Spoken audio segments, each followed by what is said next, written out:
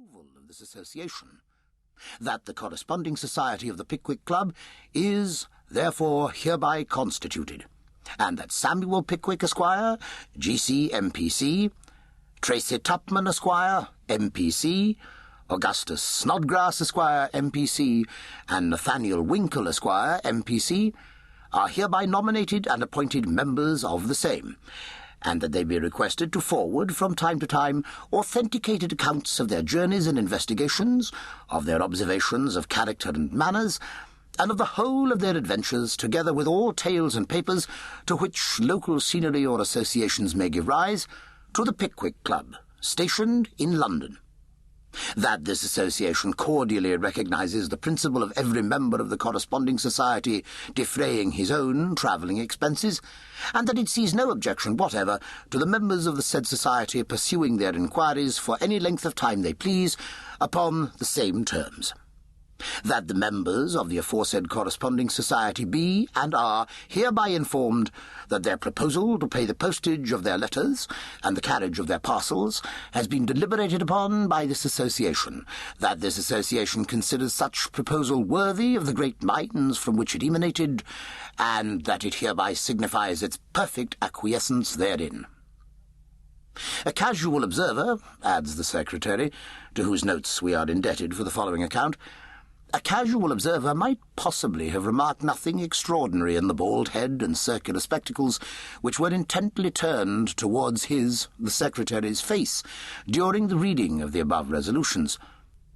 To those who knew that the gigantic brain of Pickwick was working beneath that forehead, and that the beaming eyes of Pickwick were twinkling behind those glasses, the sight was indeed an interesting one. There sat the man who had traced to their source the mighty ponds of Hampstead, and agitated the scientific world with his theory of tittlebats, as calm and unmoved as the deep waters of the one on a frosty day, or as a solitary specimen of the other in the inmost recesses of an earthen jar.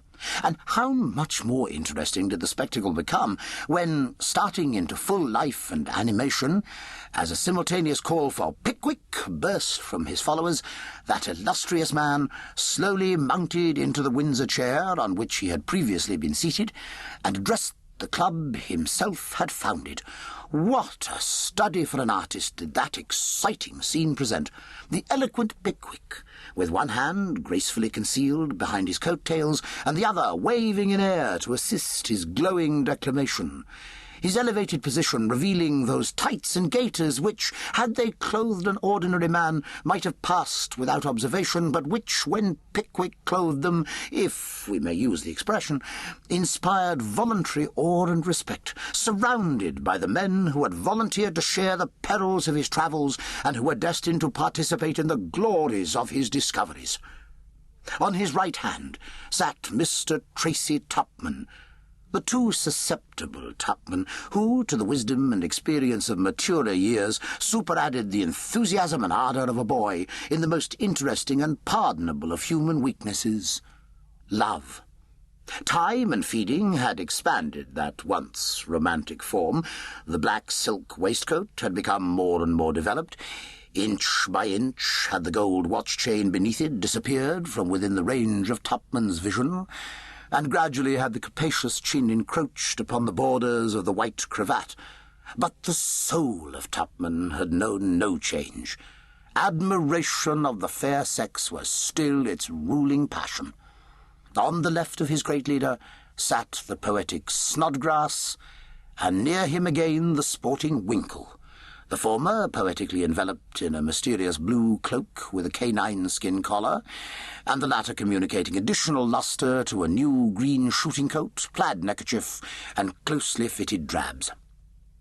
Mr. Pickwick's oration upon this occasion, together with the debate thereon, is entered on the transactions of the club. Both bear a strong affinity to the discussions of other celebrated bodies, and as it is always interesting to trace a resemblance between the proceedings of great men, we transfer the entry to these pages. Mr. Pickwick observed, says the secretary, that fame was dear to the heart of every man. Poetic fame was dear to the heart of his friend Snodgrass.